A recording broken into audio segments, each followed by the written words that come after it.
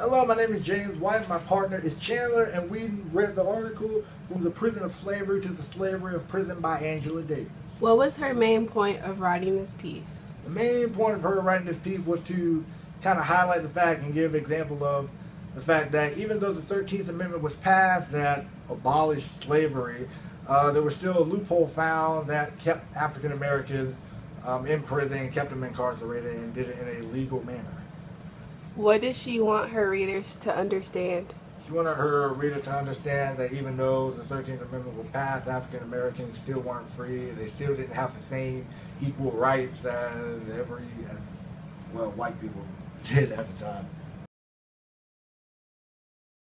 What did we learn from this story in general? Something that I learned from the story was that I thought that once the 13th Amendment was passed, I thought that African Americans would still have some sort of freedom, and I thought there would actually be a little bit of equality there. I didn't mind the fact that prisons were being built. I didn't mind the fact that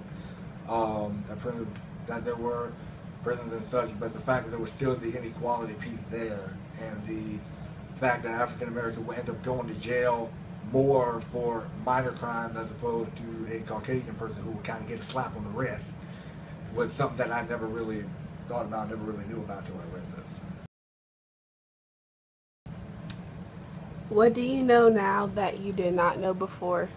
I know now that America was not always the best country in the world. I mean, it's a great country for, if you're a Caucasian, but if you were African American or any other race for that matter, even after the 13th Amendment was passed, even after all of the different revolts and other types of movements that happened during the time, you were still kind of treated as a second-class citizen, which I'm glad that's not really much of the case today, but that was something I never really knew before.